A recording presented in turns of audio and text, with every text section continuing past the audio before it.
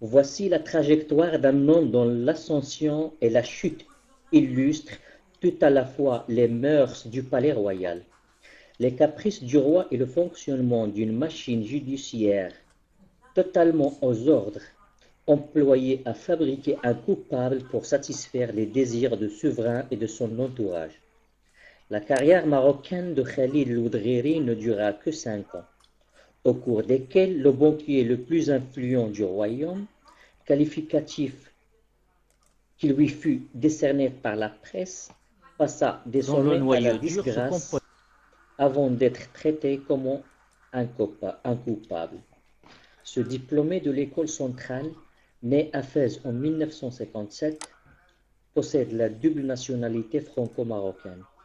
Et ce détail n'est pas anodin pour bien comprendre la suite de son histoire. Il rejoint en 1992 le groupe BNP Paribas, participe à la fusion des deux établissements et acquiert une expertise reconnue. Une petite précision sans lien direct avec l'affaire, BNP Paribas gère de nombreux comptes appartenant à la famille royale marocaine.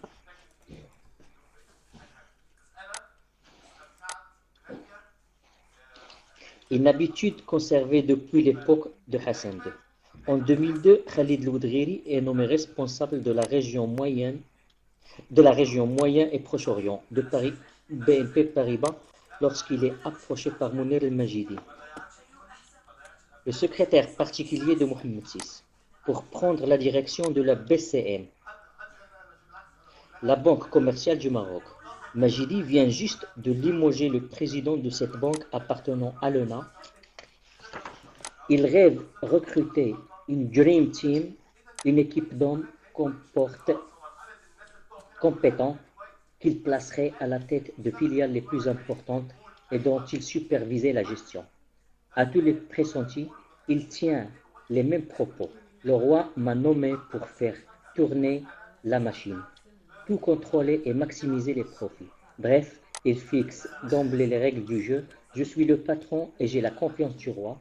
Le pouvoir financier et politique marocain a depuis toujours l'habitude de graviter et de plier devant les ordres émanant des conseillers investis de l'autorité royale. Pourtant, le choix opéré par Loudriri va se révéler peu préjudicieux. Le banquier, alors âgé de 44 ans, conscient de sa valeur et formé, comme il se plaît à le dire, à l'école de la République, méconnaît totalement les codes et les mœurs du Mahzin, et encore plus ceux de la cour. L'homme est certes loin d'être un naïf, mais il ne sait pas encore qu'il avance en terrain miné. L'encre de son contrat est à peine séchée que Mounir el-Majidi lui demande de venir à Marrakech pour rencontrer le souverain. Il attendra en vain, el-Majidi lui téléphone, embarrassé. Désolé, Sa Majesté n'a pas eu le temps.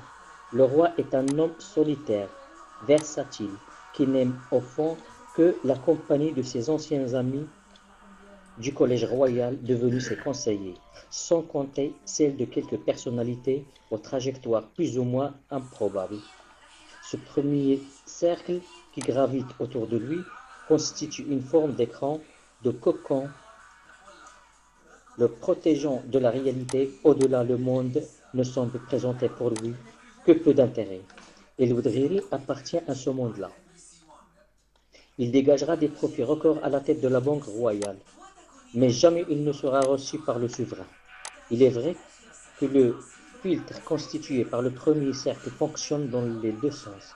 Il protège le roi, mais il permet également aux proches conseillers d'écarter tout intrus qui chercherait à se rapprocher du souverain. Khalid Loudriri découvre peu à peu ce monde en trompe-l'œil.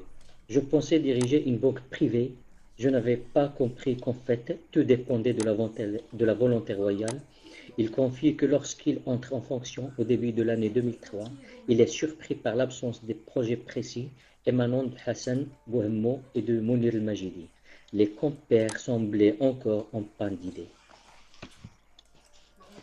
Un sous-titre intitulé Faveur et disgrâce royale. En novembre 2003, alors que les Marocains fêtent la fin du Ramadan, une véritable bombe secoue les marchés financiers, mais aussi les responsables économiques et politiques du pays. La BCM, sous la direction de l'Oudriri, fusionne avec la Wafa Bank, propriété de la riche famille Ktani. Les négociations ont eu lieu dans le plus grand secret et le propre PDG de Wafa Bank n'est informé que quelques minutes avant la signature de l'accord. Les transactions ont été menées avec Saad Ktani, l'aîné des héritiers du fondateur, un choix judicieux. L'homme est davantage un hédoniste qu'un homme d'affaires. L'accord conclu, à un prix que l'on dit inférieur à la valeur réelle de la banque, permet à Mohamed VI de mettre la main sur le futur premier établissement financier du pays, un moyen imparable de contrôler de fait l'économie du Maroc. Certaines valeurs dispensées par le roi, tout comme les disgrâces dont il frappe certains, méritent d'être mentionnées ici. Tant il montre à quel point la vie des affaires est ponctuée de ses interventions. Sadik Ktani, qui a donc négocié de façon fort satisfaisante pour le roi la vente de l'établissement familial, sera bientôt nommé avec une dotation budgétaire conséquente président délégué du comité national chargé de plaider la candidature du Maroc pour la Coupe du monde de football 2010. Et peu importe que le pays ne possède ni les infrastructures routières ni les stades permettant d'accueillir une telle compétition, le roi a été convaincu que son entourage, que son royaume avait toutes les chances. Les voyages luxueux des délégations marocaines, prétexte à défendre la candidature de leur pays, s'achèveront sur un fiasco humiliant. Peu importe, Ktani rebondira en devenant haut commissaire chargé d'organiser les festivités pour les 1200 ans de la ville de Fès, avec cette fois encore un budget important à la clé. Il sillonne donc le monde, distribue sans compter des liasses de billets à son entourage, très à l'aise avec les fonds publics. Il lui arrivera même de perdre une petite mallette contenant des milliers d'euros. Il ne fera aucun effort pour la retrouver, déclarant amusé l'ahbar ou al-barud min dar al-mkhzen, ce qui se traduit par c'est aux frais de la princesse. Les caprices de Saad Ktani sont en réalité la réplique de ceux du roi. À la tête du comité d'organisation des 1200 ans de Fès, il remplace bientôt Ahmed Ben Saddeq, victime innocente de la colère royale. Ce centralien était directeur général d'une des filiales de la Caisse de dépôt et de gestion, chargé de la société thermo-médicale de Moulay Yacoub. Son destin a basculé le jour où le roi est venu visiter cette station thermale située à proximité de Fès. À l'issue de la visite du souverain, il s'approche en effet de lui pour lui demander d'intervenir afin de mettre un terme à un certain nombre de dysfonctionnements. Il lui explique notamment que le médecin traitant ne dispose pas d'autorisation légale pour exercer et qu'un rapport non suivi des faits mentionne que le bâtiment principal, mal aménagé, menace de s'effondrer en faisant d'inévitables victimes, quand plusieurs milliers de personnes y passent chaque jour. Mohamed VI, d'abord surpris, écoute ces propos avec attention. Ibn Saddeq, tout à sa joie, sort de sa poche le magazine de l'école centrale pour exhiber sous ses yeux la photo d'un jeune centralien franco-marocain qui a escaladé l'Everest pour planter en son sommet un drapeau marocain. Le roi le remercie, s'empare du magazine et tandis que le cortège s'éloigne, Ibn Saddeq, le cœur enfiévré, s'émerveille de l'écoute du souverain. Quelques jours plus tard, il recevra une lettre l'informant de son licenciement immédiat, sans indemnité, pour avoir harcelé le roi et manqué de respect aux plus hautes autorités du pays. Ben Saddeq, un fervent royaliste issu d'une famille de résistants à l'occupation française, est anéanti. Il découvre l'arbitraire royal et verra bientôt toutes les portes se fermer devant lui. Après un long moment de découragement, il aura l'idée d'organiser des manifestations pour fêter les 12 siècles de la fondation de Fès, qui symbolise la pérennité de la monarchie marocaine. Son mardi alors frappe à la porte d'un conseiller du roi, qui l'écoute et en parle bientôt à Mohamed VI. lui expliquant que Ben Siddiq est à l'origine de l'idée. Le souverain a manifestement oublié l'épisode malheureux et plus encore le nom de sa victime. Il donne l'ordre de l'installer à la tête du comité. Ben Siddiq rayonne en apprenant la nouvelle. La Croix réhabilité et voyage pour promouvoir son projet. Décidément, pense-t-il, l'apanage d'un grand souverain est de savoir témoigner de sa bienveillance après avoir fait preuve d'arbitraire. Ahmed Ben Siddiq, le candide, ignore ce qui se trame en coulisses. Mounir el-Majidi, le secrétaire particulier du souverain, qui s'efforce d'être informé de toutes les nominations, a découvert que Ben Siddiq n'est autre que cet exilé de l'intérieur remis en selle par accident. Il en informe le roi. Il le sort et le sort de Ben Siddiq est aussitôt scellé. C'est ainsi que Saad El-Qahtani, qui n'a plus de poste depuis le fiasco du mondial du football, va avantageusement le remplacer. Pour Ben Siddiq, brutalement évincé, c'est l'effondrement. Il multiplie les lettres au palais, mais ne recevra jamais aucune réponse. Il frappe à des portes qui ne s'ouvriront plus.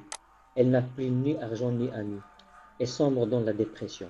Mais au cours de sa longue quête pour obtenir justice, il recueillera quelques confidences qui illustrent le silence et l'arbitraire qui entourent l'octroi des privilèges et les mécanismes de corruption. Ainsi, Abdeslam Abou Darar, président de l'instance centrale de prévention de la corruption, lui avouera que le cabinet, cabinet royal lui avait demandé de ne pas ouvrir le dossier de la station thermale de Moulay Yaqoub. Il recevra également la confidence d'Ibrahim Frj, l'ancien chambellan d'Hassan II, toujours en poste auprès de Mohammed VI. Il lui apprendra que la nomination de Qahtani pour le remplacer découlait de la docilité dont il avait fait preuve lors de la vente de Wafa Bank au holding royal. Quoi qu'il en soit, Ben Siddiq, désespéré, va accomplir un geste qu'aucun Marocain avant lui n'avait osé. Dans une lettre adressée au roi en juillet 2011, il lui fait part de sa douleur aujourd'hui à son paroxysme et ajoute: Vous avez été terriblement injuste à mon égard et m'avez fait beaucoup de tort. J'ai le regret de vous informer que, pour ma part, j'ai décidé de rompre toute relation d'allégeance vis-à-vis de vous. En rompant ce lien d'obéissance au fondement du pouvoir monarchique, Ben Siddiq vient d'ouvrir une minuscule brèche. Mais, comme toute voie d'eau, il pourrait bien menacer de s'agrandir rapidement. Un sous-titre qui s'intitule « Toute tête qui dépasse est bonne à couper ».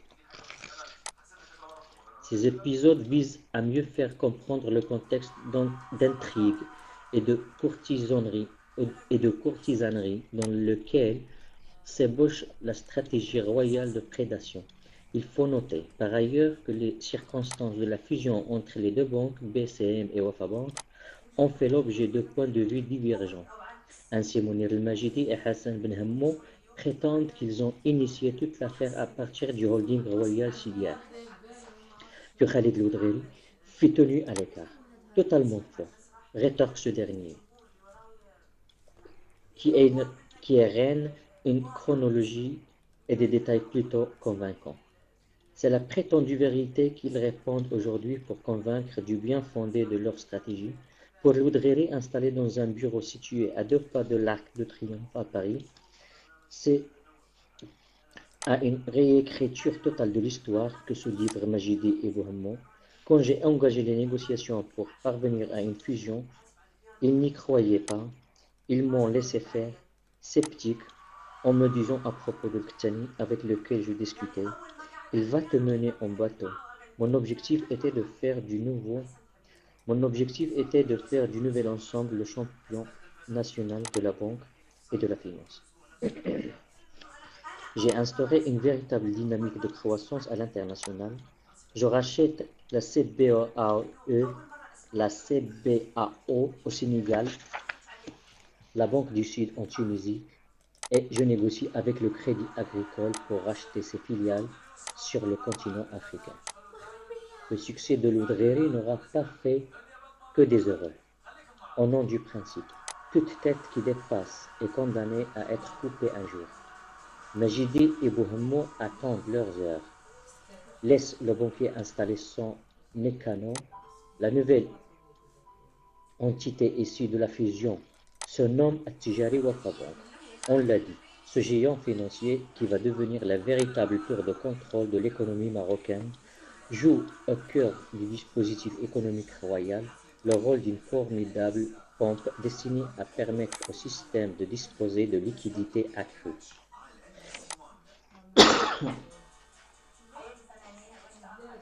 Toute présentation à observer d'un peu trop près les détails de cette fusion et ses conséquences est interdite. Abdeslam Aboudrar, à la tête de l'instance centrale de lutte contre la corruption, me confiera pourtant. Cette opération relève de l'économie de la prédation, avec de gros conflits à la clé. Seul problème, les propos d'Aboudrar n'ont aucune portée. Il se trouve à la tête d'une de ces nombreuses coquilles vides, dépourvues de tout pouvoir, créées par Mohamed VI pour donner l'illusion du changement.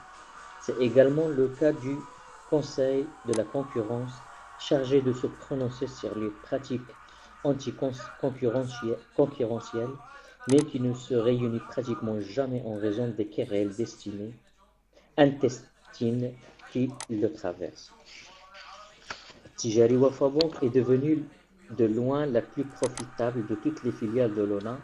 En 2005, la banque dégage un bénéfice de 1 milliard de dirhams, de 2 milliards l'année suivante.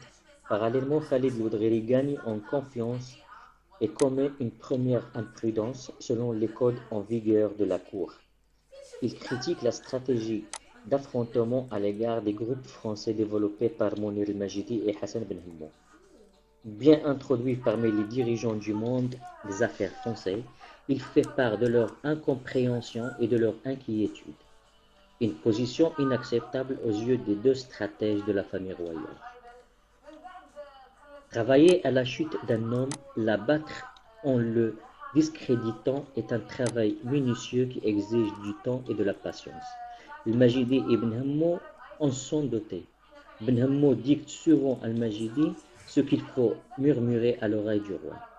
L'idée du complot anti-français qu'ils échafaudent tous les deux s'enrichit avec l'Oudreri d'un nouvel élément. Le banquier qui possède, on l'a dit, la double nationalité et entretient des relations étroites à Paris est un homme des Français, idéal. La tête de pont rêvée du capitalisme hexagonal qui n'en demande alors pas tant. L'épithète est infamante, mais la réaction du roi manque de clarté. Or, à défaut d'une réponse nette du souverain, le courtisan doit déceler dans ses gestes ou dans son regard ce qui pourra passer pour un acquisissement. Mounir el-Majidi est rompu à cet exercice, même si, à 2 reprises au moins, la colère du souverain s'est abattue physiquement sur lui, devant témoins. Mohamed VI a ainsi noué de coups son secrétaire.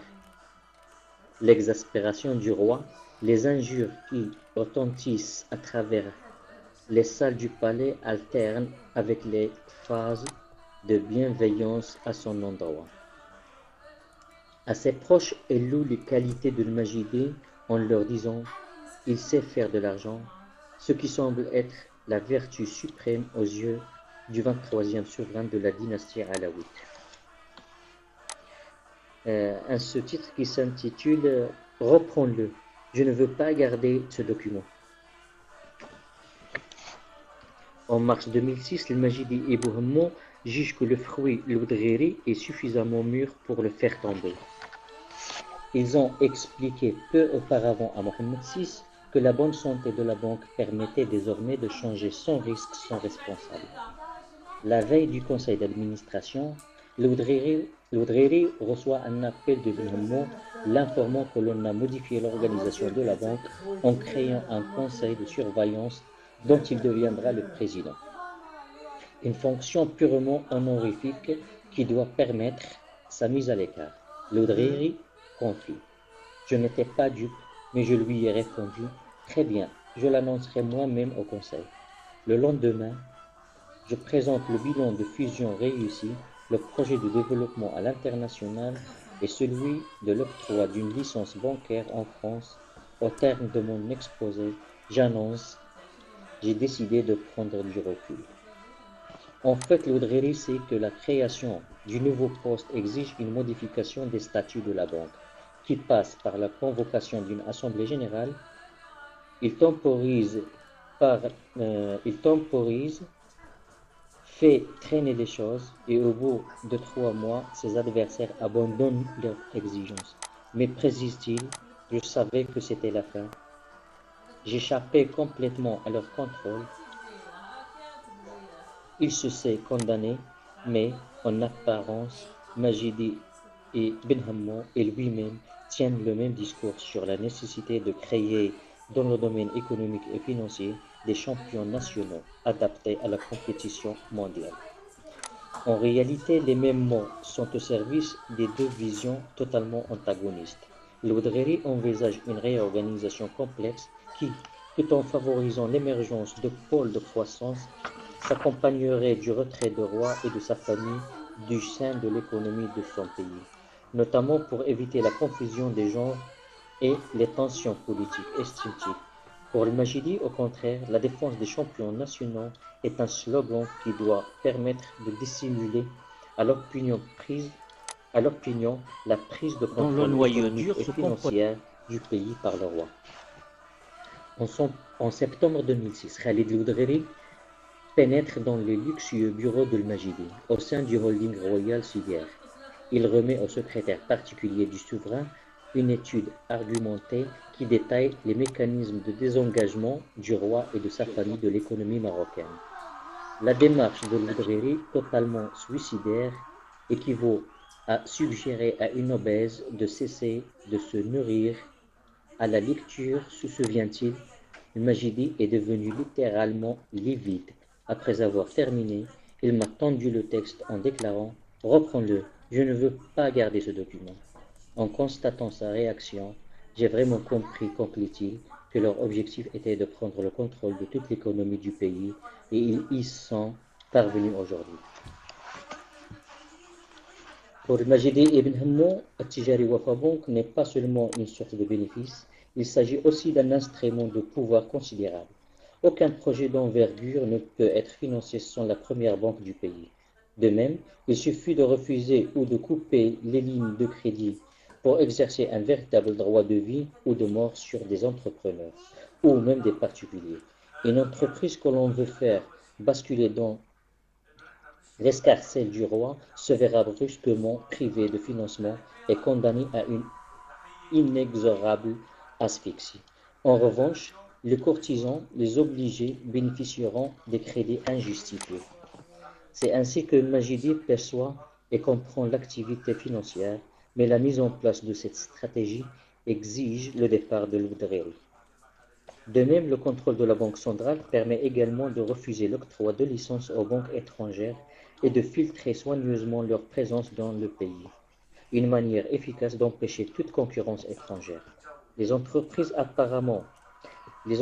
appartenant aux holdings royaux s'épanouissent dans une situation de quasi-monopole absolu, sans être soumises à la moindre concurrence. Et si l'on décide à l'occasion de s'allier avec des partenaires étrangers, tel Sonacide avec ArcelorMittal, c'est pour bénéficier de leur savoir-faire et de leur expertise.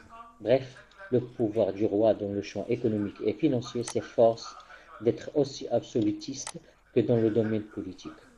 Le souverain marocain doit toujours être en situation d'étendre le champ de ses conquêtes, mais il ne doit rien avoir à partager.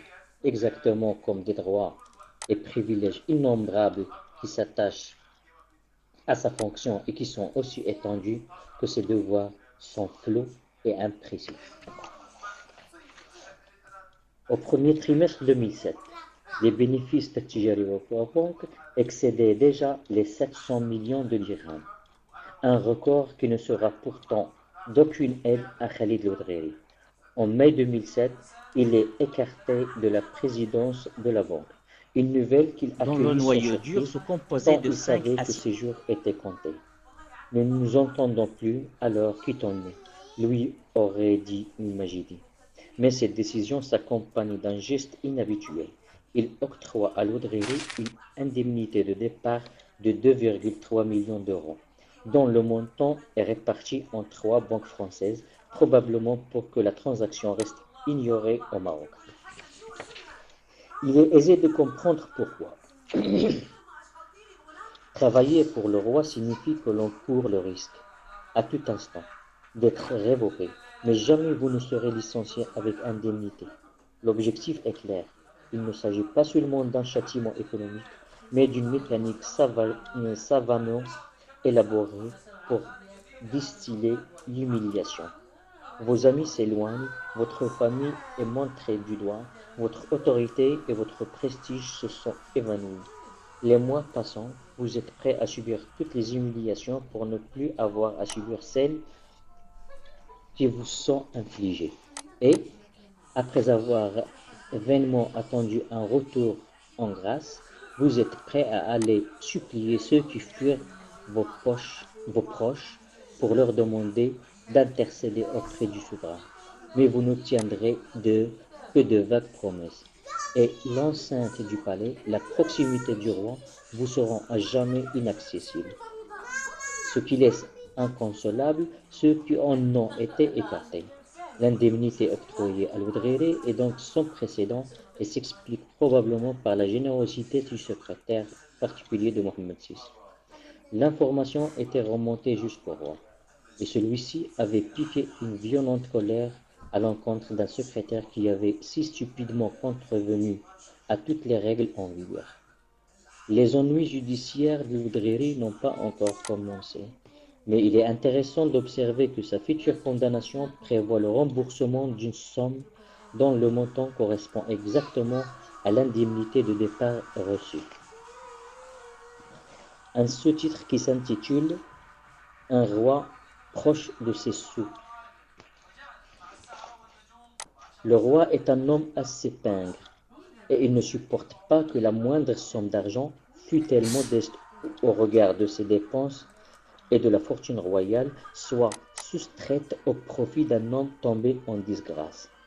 Ce serait en outre absolument contraire à toutes les méthodes de bonne gouvernance des hommes appliquées par le souverain marocain. À ce premier camouflet infligé, de fait au monarque s'en ajoute rapidement un second. Écarté par le roi du Maroc, l'Oudreri se voit confier 6 mois plus tard, en mars 2008, exactement la direction d'une des plus grandes banques d'Arabie Saoudite.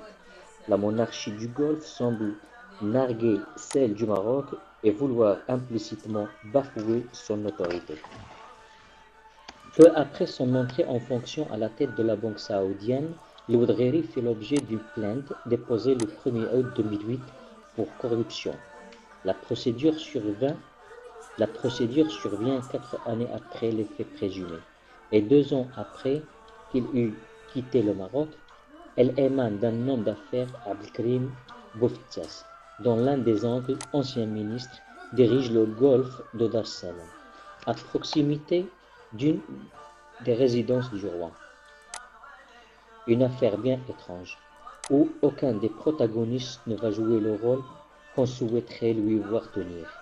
La plainte est transmise le jour même de sa disposition au parquet, et une requête est déposée le 5 août exactement.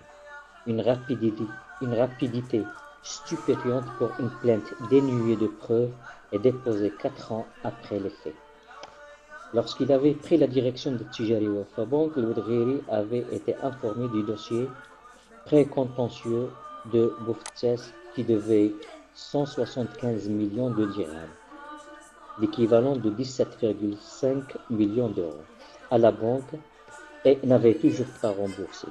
Il disposait d'un terrain à Marrakech donné en garantie et une procédure de vente aux enchères par la banque était déjà en cours. Bouftaz négocia alors le report de la vente du terrain prévu pour le 16 mars 2004 En échange, il s'engagea à payer immédiatement 45 millions de dirhams, l'équivalent de 4,5 millions d'euros, à l'établissement bancaire. L'Oudgheri accepta d'accorder un délai pour le règlement du sol, à défaut de quoi le terrain sera bel et bien vendu par la banque. L'opération se déroula sans encombre. La veille du jour où devait avoir lieu la vente aux enchères, le responsable du contentieux à la banque rencontra le notaire de Bouftas, Maître Hajri, signa avec lui un protocole au temps duquel le notaire s'engageait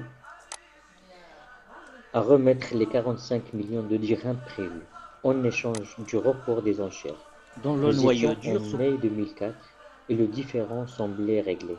D'ailleurs, le dossier fut considéré comme clos en 2005 par la banque. Dans sa plainte déposée 3 ans plus tard, en août 2008, Abdelkrim Bouftas affirme que l'Oudgheri aurait réclamé et reçu 13 millions de dirhams, l'équivalent de 1,3 million d'euros, pour le report de cette vente aux enchères. Le plaignant dispose à l'appui d'un avocat influent, Mohamed Nasseri, le propre avocat du palais, nommé 2 ans plus tard ministre de la Justice.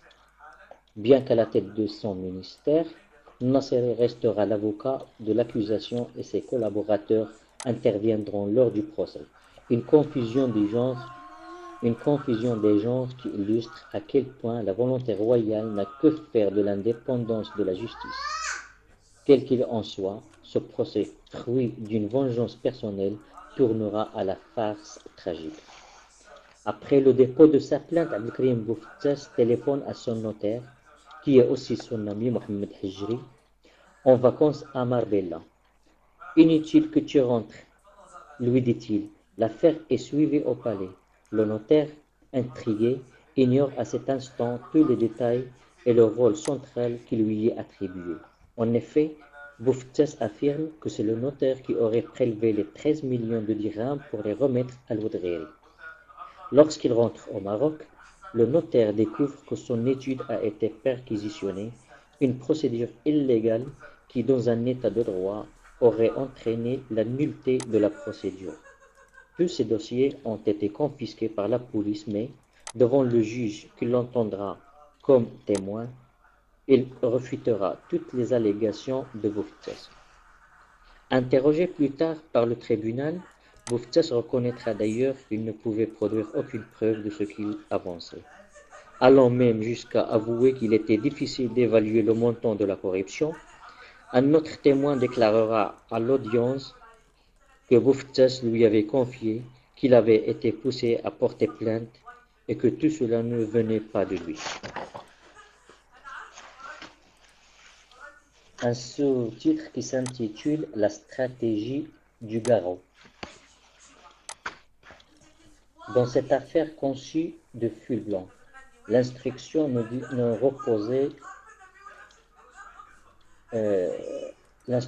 reposait pas sur un examen rigoureux des faits, mais sur la nécessité de la justice, pour la justice, de l'instruire à charge. Comme l'avait confié Bouftas, l'affaire était suivie au palais, et il disposait, pour la traiter, d'un serviteur zélé, en la personne du juge Jamal Strahan. La réputation de ce magistrat est connue à travers tout le Maroc. Le palais lui confie la plupart des affaires délicates, et son zèle le conduit souvent à troquer ses habits de juge contre ceux du procureur. Ainsi, lorsque le juge français Patrick Ramaillet, travaillant sur de nouveaux éléments dans l'affaire Benbaka, lui demanda de bien vouloir l'autoriser à auditionner le tout-puissant patron de la gendarmerie, le général Hosni Ben Slimane, l'un des piliers du régime. Le magistrat répondit qu'il ne connaissait pas son adresse. Le juge Strahan est l'homme des équations simples. Un homme est égal un dossier est égal un coupable. En novembre 2008, le notaire et l'Oudgheri sont mis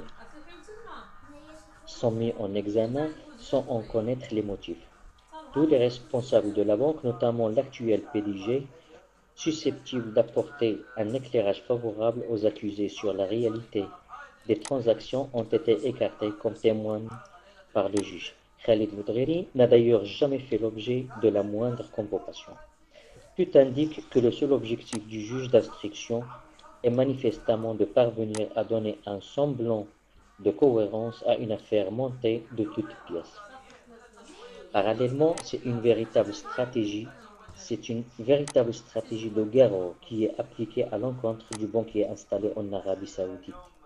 Il reçoit des lettres anonymes, les mails et ses actionnaires sont inondés de textes diffamatoires. Le gouverneur de la Banque centrale du Maroc appelle alors son homologue saoudien pour lui dire: vous devriez cesser d'employer ce type. Nous avons des dossiers accablants. Faites-les-moi parvenir, lui répond le Saoudien. Oh non, je voulais juste vous prévenir oralement, répond prudemment le responsable marocain. Fin de citation. Durant cette période, raconte le Boudreri, je me suis rendu en pèlerinage à la Mecque avec ma femme et sur la route du retour, nous nous sommes arrêtés dans un restaurant au bord d'autoroute. Là, j'ai été abordé par un célèbre chanteur marocain qui s'embrasse et revient bientôt accompagné de l'oncle de Bouftès, mon accusateur, qui me dit, début de citation, c'est une bien triste histoire. Mon neveu a été arrêté et c'est alors qu'on a exercé des pressions pour le forcer à vous accuser. Fin de citation. En juin 2009, l'avocat français de Khalid Boudreri, Pierre Haïk, adresse une lettre au juge Serhan pour lui demander un rendez-vous. L'enveloppe lui reviendra ouverte, accompagnée de la mention refusée par le juge. Pardon. Puis, c'est au tour de Mounir el-Majidi d'intervenir.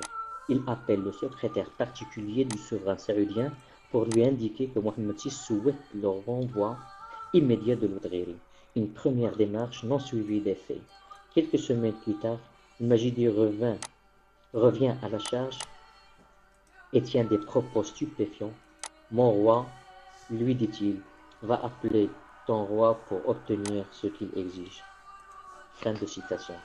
La pression qui s'exerce sur les employeurs de Boudreri est désormais trop forte. Il quitte ses fonctions, puis l'Arabie Saoudite en juillet 2009, rentré en France, il prend pour avocat Mohamed Teber, un ancien compagnon de lutte de Mahdi Ben Bakr.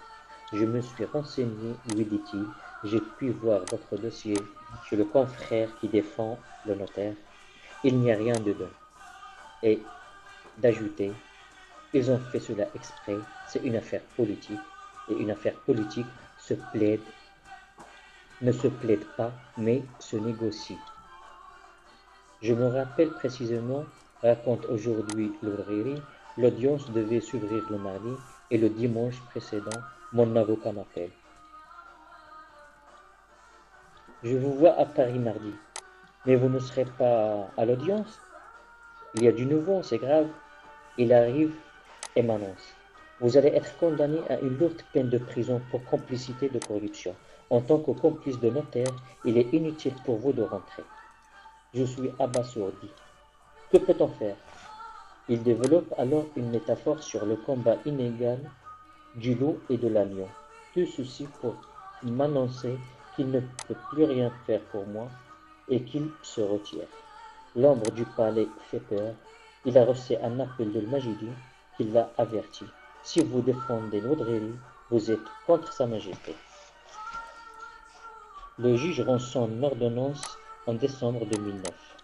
Mais il faudra attendre la publication du jugement en juillet 2010 pour connaître l'ampleur des peines. Le notaire condamné à 10 ans de prison est arrêté sur le champ pour faux en écriture publique et escroquerie.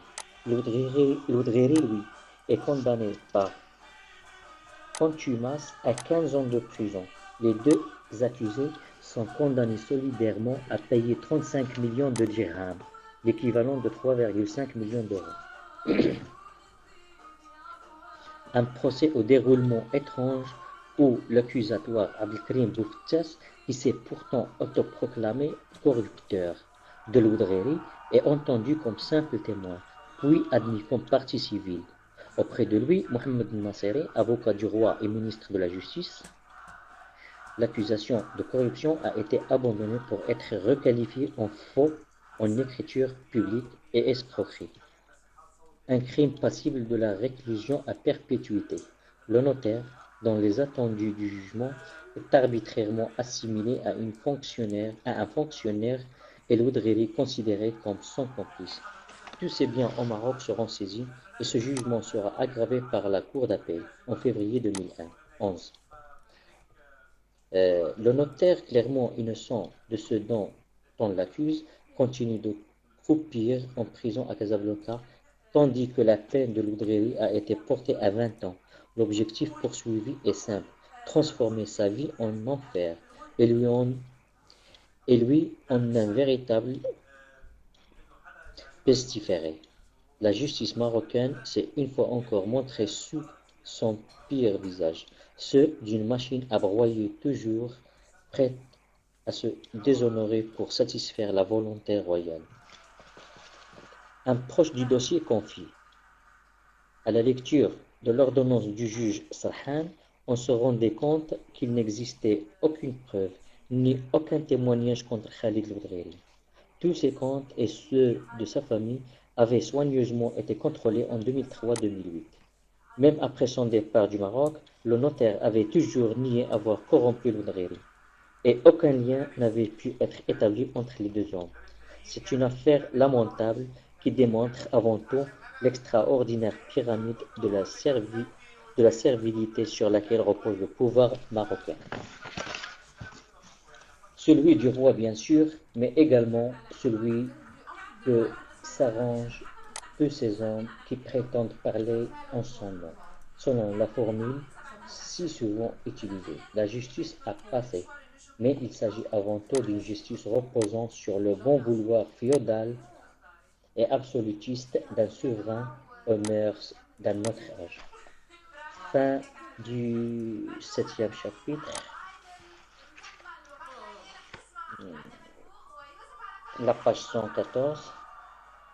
Après une pause, on va procéder à la lecture du 8e chapitre à partir de la page 115 et qui s'intitule Un braquage boursier réussi.